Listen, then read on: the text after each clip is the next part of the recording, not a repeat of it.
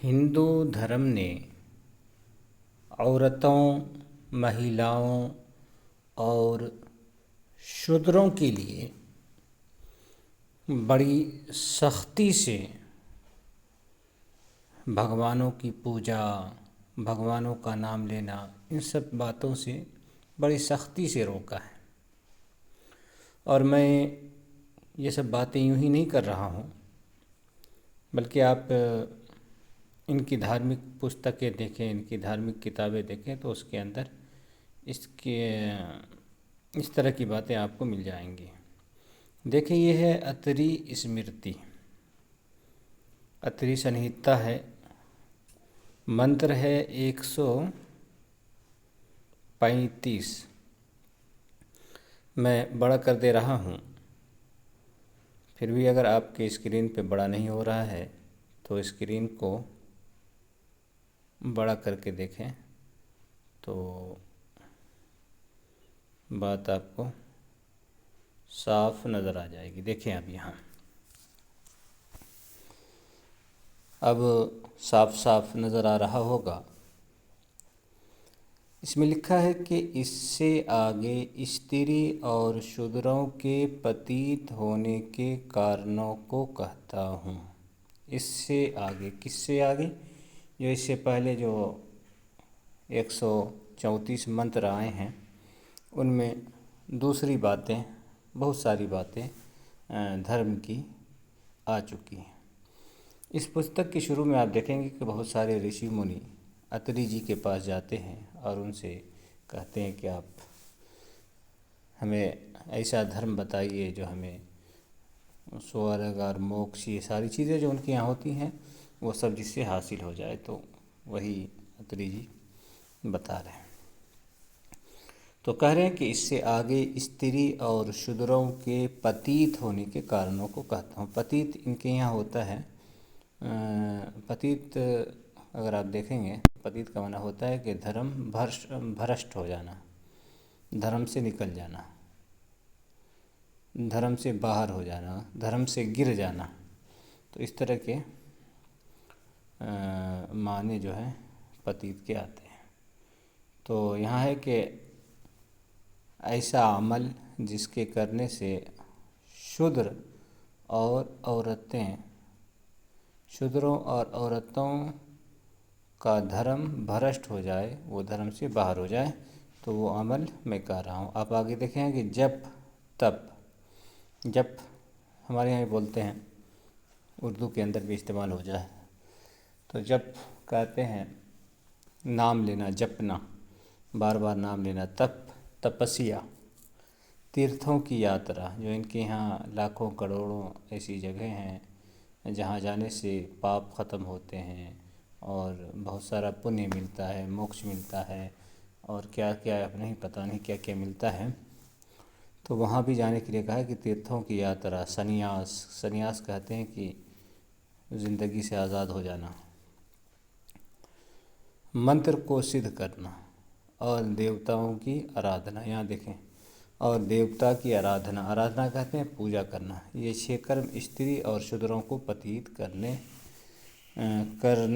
के हेतु हैं। तो इसे आप देखें कि इन 6 कर्मों से, इन 6 अमलों से इनके धर्म, औरत हो या फिर शूद्र हो, इन दोनों के धर्म भ्रष्ट हो जाते हैं। तो गोया जो बात शुरू में आई थी कि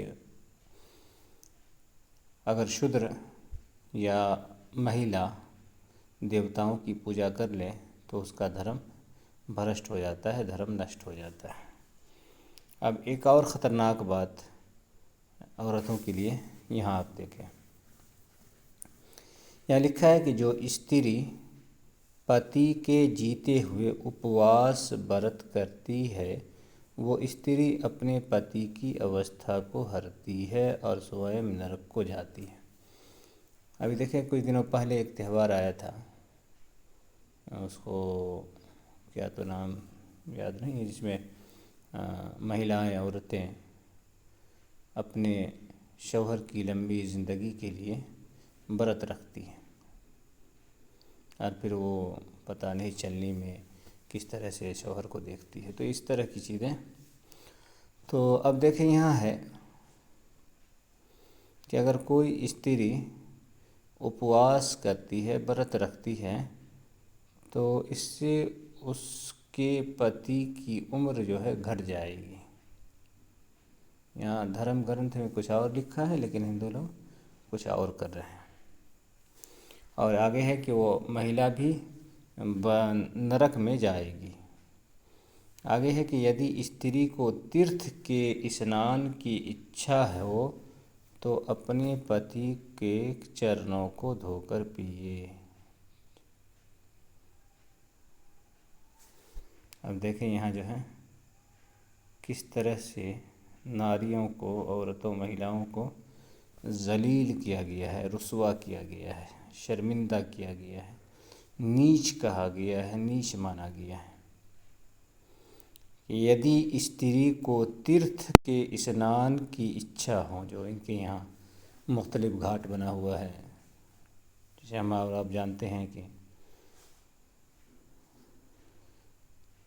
तो कहते हैं कि अगर तीर्थ की इच्छा हो तो पति के पाँव को धोकर पी ले।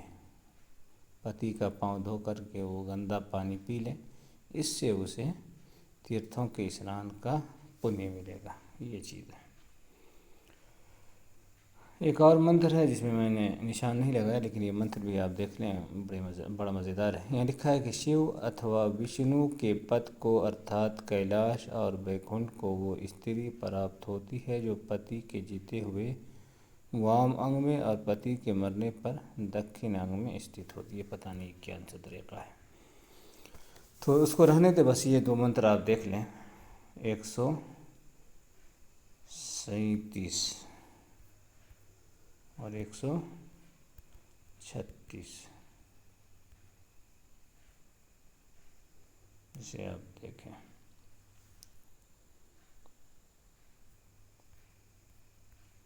बाकी ये पुस्तक है,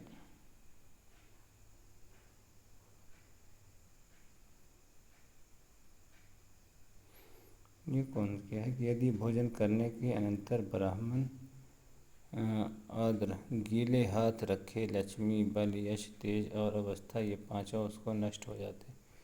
ये किस चीज़ के बारे में?